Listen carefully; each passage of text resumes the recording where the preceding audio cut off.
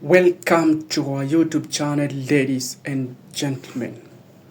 The latest update from our desk is that President William Ruto is set to address the County Assembly of Nairobi, something that is gonna happen for the first time since devolution was introduced in 2010. President William Ruto is expected this afternoon to deliver a historic address to the Nairobi City County Assembly at City Hall from 2:30 p.m. We now touch base with our senior political affairs reporter, Daniel Kariuki, who is joining us from the City County headquarters. Good afternoon, Kariuki. We expect the president to be there. What's the mood like? What do we expect? Because remember, no other president has done this before. Kariuki. As President William Ruto for the first time addressed the county assembly. This is the first time that is going to be happening since the invention of devolution. That's about 15 years ago. And any time from now, the president is going to be making his way here at the county assembly, as he is not far from the assembly. The president is just at the Kenyatta International Conference Center, where he is presiding over another function. That's the African Urban Forum that is actually presiding at KICC. Then he will be making his way to the county assembly later on, or by at least between 1:30 and 2 p.m. From the onset, I want to tell you, ladies and gentlemen, that this is a strategy. This is not just a ceremonial as people might think.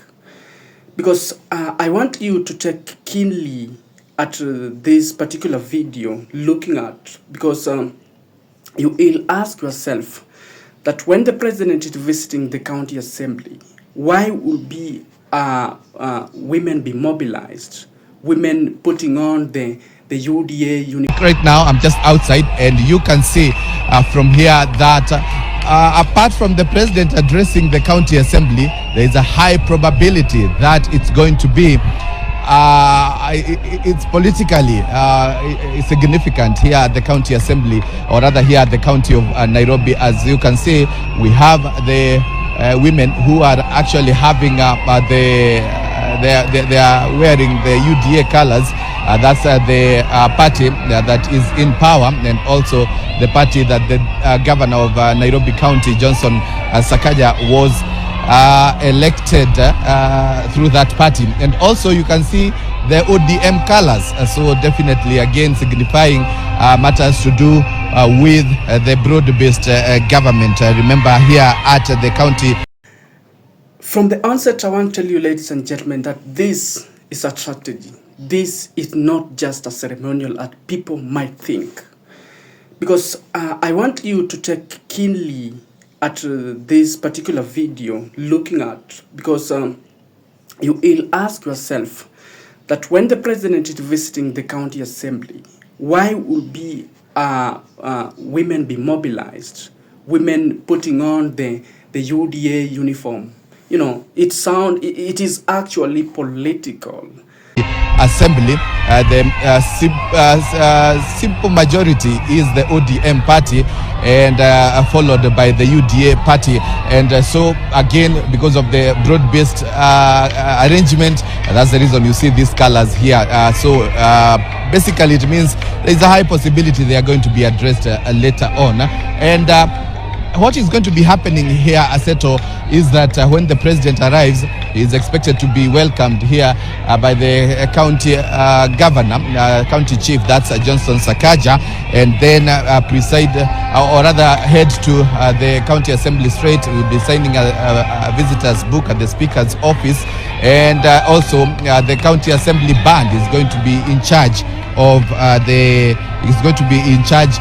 the national anthem here at the county assembly. Also, Aseto, what is going to be happening is that the president is going to be highlighting matters to do with the cooperation that they signed recently with the county government of Nairobi, the county assembly, the county government of Nairobi. The cooperation agreement was 80 billion shilling cooperation agreement signed that is going to be accelerating urban transformation with matters to do with the projects, and also trying to ensure that the national government helps to improve the infrastructure here in the county, and also the roads across. Ruto knows very well that since he has no base in Nairobi, he doesn't want any disruption, because at the end of the day, is a president that today, when he's seen publicly, there is nothing less than chaos. There's nothing that will be less than the chanting of one term. So by the president, putting up a tight security along the corridors in the streets of Nairobi, it doesn't want disruption. It doesn't want, that to entertain the chant, the one-term narrative, because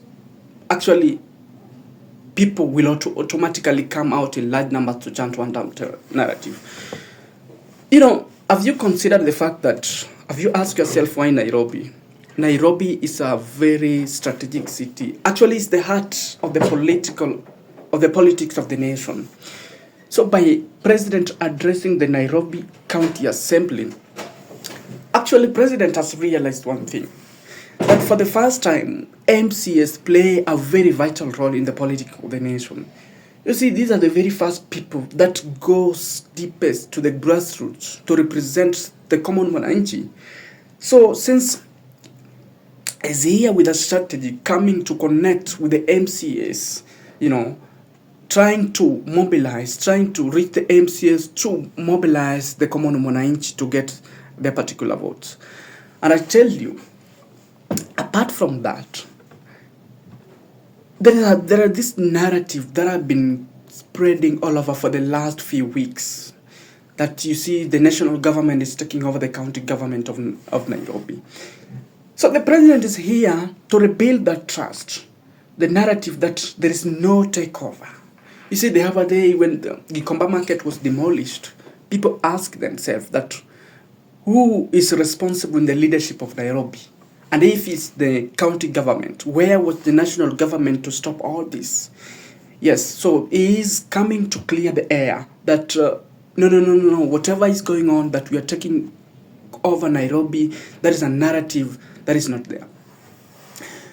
President William Ruto is also set to rebuild the trust. You see, there is the regime that have been criticized with high cost of living.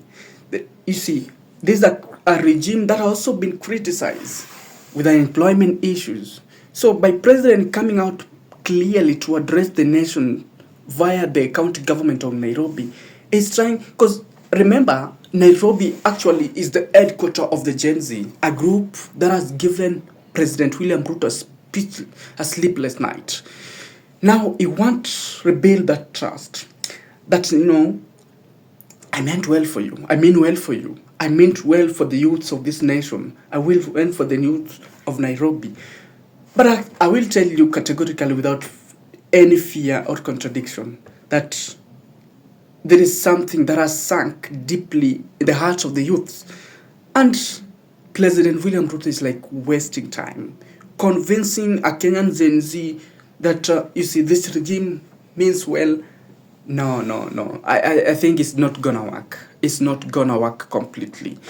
So, ladies and gentlemen, we are really waiting to see the President William Ruto's, the update, the good news. But I tell you, it is gonna be the same song. It's gonna be the same song. It's gonna be the same promises.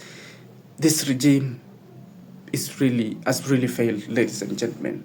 So we will keep updating you on every occurrences that is gonna take place. Stay tuned.